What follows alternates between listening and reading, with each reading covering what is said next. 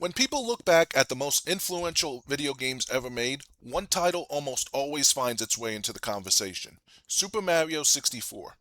Released on the Nintendo 64, it didn't just represent a successful transition from 2D to 3D. It helped define what 3D platforming even meant. But in 2026, with decades of design evolution behind us, the question becomes a fair one. Is Super Mario 64 still worth playing today, or has time finally overtaken it? The honest answer is that Super Mario 64 remains one of those rare games that still feels fundamentally alive when you pick it up. At its core, the game is built around movement: pure, expressive, physics-driven movement. Mario is not just character you control, he is a toolkit of momentum, precision, and creativity. Running, jumping, wall kicking, backflipping, everything flows into everything else in a way that still feels incredibly responsive even by modern standards. You're not just completing levels, you're learning how to move better, how to chain actions together, and how to think in three dimensions in a way that many modern games still don't fully replicate. What makes this even more impressive is how little the game actually explains. Super Mario 64 trusts the player. It drops you into Peach's castle without a long tutorial, without constant prompts, and without guiding arrows telling you where to go. Instead, it encourages experimentation. You enter paintings, discover worlds, and gradually uncover objectives through curiosity rather than instruction. That design philosophy is still refreshing in 2026, especially in an era where many modern games can feel overly structured or hand-holding. There's a sense of freedom here that feels almost rebellious compared to today's tightly curated experiences. Each painting world functions like a compact sandbox with multiple objectives layered into the same space. You might enter a level intending to collect one star, but along the way you notice shortcuts, hidden areas, alternate routes, or entirely different challenges that pull your attention away. That sense of, I was doing one thing and now I'm doing three other things I just discovered, is a big part of why Super Mario 64 remains engaging. It respects the player's curiosity and rewards deviation from the obvious path. Even now, that loop of exploration and discovery is genuinely compelling. However, it would be dishonest to pretend the game hasn't aged in noticeable ways. The most obvious issue is the camera system. Controlled by Lakitu, the in-game cameraman, it often struggles in tight spaces or complex geometry. What should be a simple platforming sequence can occasionally turn into a fight with perspective instead of a test of skill.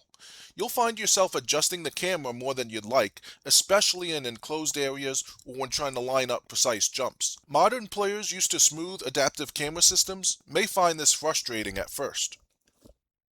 There's also the matter of precision. While Mario's movement system is deeply expressive, it is not always perfectly consistent by modern standards. Some jumps require adjustments that feel slightly unintuitive until you develop a rhythm with the controls. Collision detection can occasionally feel a bit loose, and small mistakes can sometimes lead to exaggerated consequences. None of this makes the game unplayable. In fact, it's part of its identity. But it does mean there is a learning curve that newer players should be aware of. Visually, the game is unmistakably from the mid-90s. The low polygon models, simple textures, and abstract environments carry a certain charm, but they also reflect the technical limitations of the time. For some players, this retro aesthetic enhances the experience, giving it a timeless, almost dreamlike quality. For others, especially those accustomed to modern graphical fidelity, it can feel distant or primitive.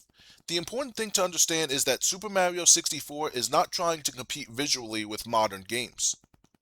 It's offering a different kind of appeal rooted in design and interaction rather than realism. Where the game continues to excel, even in 2026, is in its structure and replayability. Collecting power stars is not a linear checklist experience. Many stars can be obtained in multiple ways, and players often develop personal routes or strategies for each level. Speedrunners in particular have spent decades breaking down its mechanics, revealing just how deep its systems really go. That depth is still surprising for a game of its age, and it contributes heavily to its long-term replay value. Another important aspect is how influential Super Mario 64 remains. So much of modern 3D platforming design still traces its roots back to this game. The emphasis on movement freedom, level-based exploration, and physics-driven interaction can be seen echoed in countless titles that followed. Even today, developers continue to reference it as a foundation for how 3D characters should feel. Playing it in 2026 is not just about entertainment. It's about understanding a cornerstone of game design history. So who should actually play Super Mario 64 in 2026? If you are someone who enjoys platformers, game design history, or mechanics-focused gameplay, this is absolutely worth your time. It remains one of the clearest examples of how gameplay innovation can outweigh technical limitations. If you are a newer player or someone used only to modern conveniences, you may need a shortened adjustment period, particularly with the camera and movement precision. But even then, it's worth experiencing at least once to understand where so many modern ideas originated. What's interesting is that Super Mario 64 doesn't rely on nostalgia to stay relevant. It survives because its core ideas are still strong. The freedom of movement, the openness of its levels, and the encouragement of experimentation still feel meaningful today. It may not always feel smooth in the modern sense, but it feels intentional.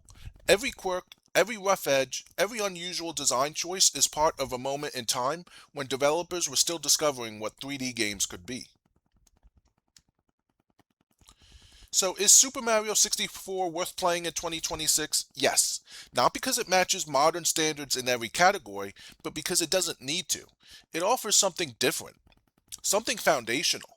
It's a reminder of what game design looked like when creativity was being tested in real time, and somehow it still manages to be fun, expressive, and endlessly replayable. If you enjoyed this video, make sure to give it a thumbs up, subscribe to the channel, and ring the notification bell so you don't miss any future uploads. Your support really helps the channel grow and allows me to keep making these deep dives into classic and modern games. And if you want to support the channel even further, I also have a Patreon, where my latest exclusive post takes a deeper look at how players don't actually own their digital games anymore and what that means for the future of gaming ownership. It's a topic that's becoming more important every year, and that exclusive dives much deeper into the issue than I can cover in a regular video. Thanks for watching, and I'll see you in the next one. Game on.